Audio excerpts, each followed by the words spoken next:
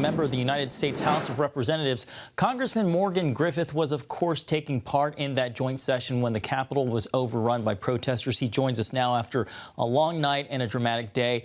Congressman, thank you so much for being with us. Can you first off describe what it was like when you learned what was happening at the Capitol and your reaction? Well, I mean, we heard all the noise, but I had faith in the officers of the Capitol Police. Even though they had breached and gotten in, they were making sure that we were safe. I was never panicked or afraid, but I know there were people who were, and there were, you heard the banging on the doors. You could see that they were trying to get in.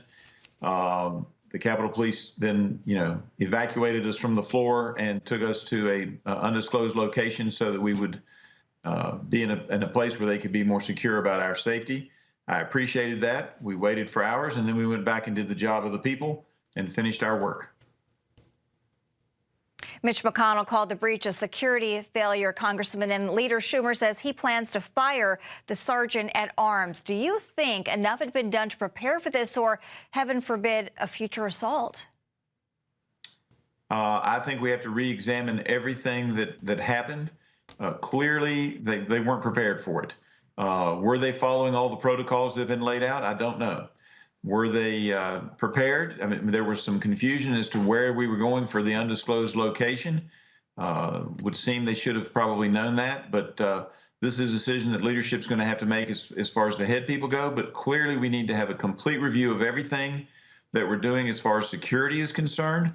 And we need to take a look at protests in the Capitol. We need to have protests. That's part of our republic and our democracy. But we also need to make sure that if there's any chance of a protest becoming violent, that we can protect the government facilities and make sure that those people who want to protest peacefully are able to do so in spite of violent thugs who may try to take over the protest. There's certainly a lot to consider moving forward. Once the House did get back into session, you raised a parliamentary inquiry that caused a stir among Democrats. What exactly were you hoping to achieve?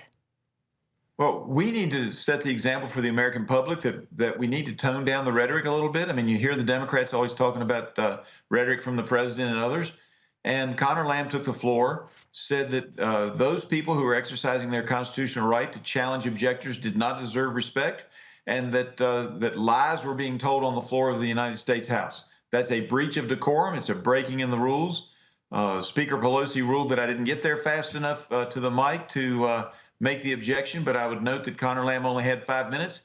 He talked for a minute or so. I jumped up, went down to the mic, made the objection, and he still had several minutes to object. So I guess you have to be there within 30 seconds or try to anticipate that somebody's going to say something inflammatory that's a breach of decorum before they actually say it.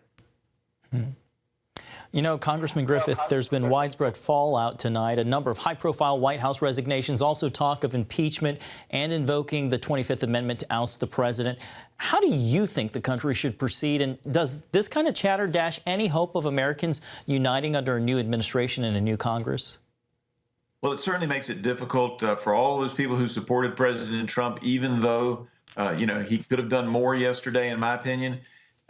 Those people are not going to take kindly to him being removed from office. But if there is some kind of a medical problem that's going on that we don't know about, his cabinet and the people who are closest to him know that. That's why the 25th Amendment gives them the power to start that process.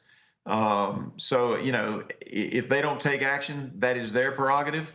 And obviously, impeachment at this point with less than 13 days to go is just not rational. And, you would think our leadership would want to look at what makes sense as opposed to making some kind of an irrational claim or demand. Virginia Congressman Morgan Griffith, we know that you had a long night. We are so appreciative that you made some time for us and grateful that you and your colleagues are safe. Thanks for being with us today. Very great to be with you. Thank you.